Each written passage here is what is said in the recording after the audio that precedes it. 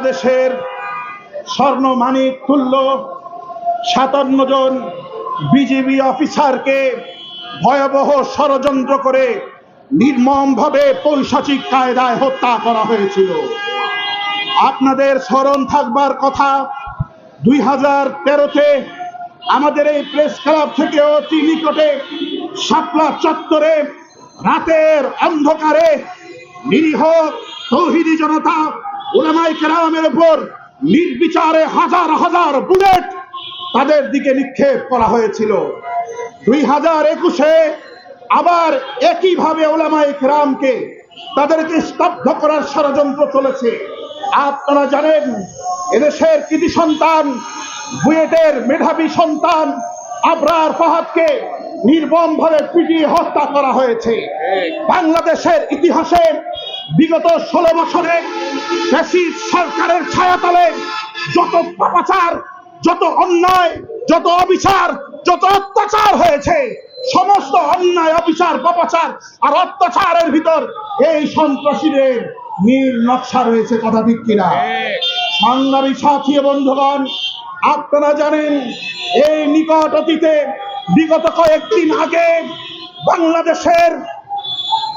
বাংলাদেশের স্বনামধন্য একটি পত্রিকার সাংবাদিক জনাব মাহমুদুর রহমান, আপোষহীন ব্যক্তিত্ব, বিগত ফ্যাসিস্টদের নানাবিধ নির্যাতনে নিষ্পেষিত মজলুম এই কলম সৈনিকদের সিপাহসালার জনাব মাহমুদুর রহমানকে তারা নির্মম ভাবে আক্রমণ করেছে ইসকন এবং তাকে হুমকি প্রদান করা হয়েছে। কথা ঠিক কিনা ভাইরা?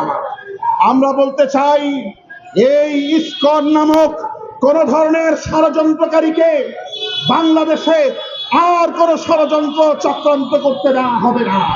ঠিক যেমনি ভাবে যে পথে গিয়েছেন আপা, সেই পথে যেতে হবে ইসকনকে। কথা ঠিক কিনা? যেই ষড়যন্ত্রকারীরা, বিশৃঙ্খলা সৃষ্টিকারীরা পেশি শক্তি ব্যবহার করে, রাষ্ট্রযন্ত্রকে ব্যবহার করে এদেশের মানুষকে যারা শোষণ করেছে, তাদের কোন দোষরদের স্বাধীন বাংলার মুসলমানরা বরদাস্ত করবে না। একটি অপ্রাসঙ্গিক কথা বলতে চাই। আমরা দেখেছি বর্তমান সরকারের গুরুত্বপূর্ণ উপদেষ্টা মণ্ডলীর ভিতরে অত্যন্ত বিতর্কিত, চরমভাবে সমালোচিত মোস্তফা সরওয়ার ফারুকীকে সেই উপদেষ্টা পরিষদের অংশ করা হয়েছে। আপনারা কি এই উপদেষ্টা মণ্ডলীর ভিতরে চরমভাবে ইসলাম বিদ্বেষ পোষণকারী যেই ব্যক্তি ২০১৩-তে যখন ফ্যাসিস্ট সরকারের বুলেটের আঘাতে উলামায়ে কেরাম ছাত্র জনতা খান হয়েছে শাপলা চত্বরে, সেই দিন এই মোস্তফা সরওয়ার ফারুকী স্ট্যাটাস দিয়েছিল, কি পরিষ্কার হল না, জঞ্জাল মুক্ত হলো শাপলা।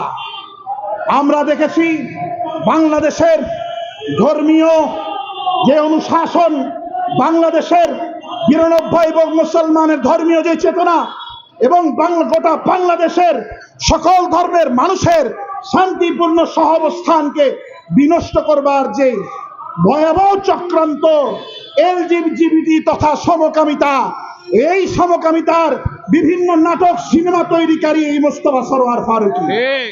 এই এলজিবিটি কিউ এবং লেসবিয়ান এবং সমকামিতার বাংলাদেশে বিষ বাষ্প, এই বাংলার জমিনে এই সমকামিতার বৃক্ষরোপণের জন্য মোস্তফা সরওয়ার ফারুকীকে আমাদের ধারণা, জনগণের ধারণা, আন্তর্জাতিক ষড়যন্ত্রের অংশ হিসেবে তাকে উপদেষ্টা মণ্ডলীর অংশ করা হয়েছে। কথা ঠিক কিনা? আমরা দ্ব্যর্থহীন ভাষায় বলতে চাই, এই মোস্তফা সরওয়ার ফারুকী সাহেবের সম্মানিতা স্ত্রী বাংলাদেশের একজন স্বনামধন্য নাট্যকার।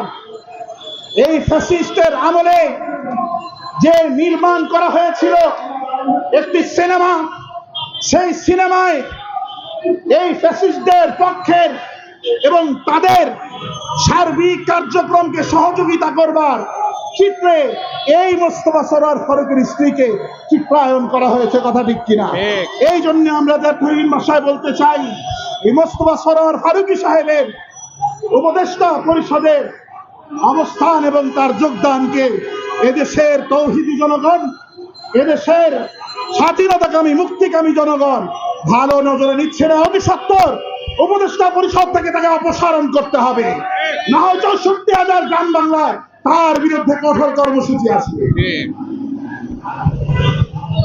এই পর্যায়ে আমাদের সামনে অত্যন্ত গুরুত্বপূর্ণ বক্তব্য রাখবেন ঢাকা ওলামা পরিষদ ঐক্য পরিষদের অন্যতম দায়িত্বশীল হযরত মাওলানা সুলাইমান।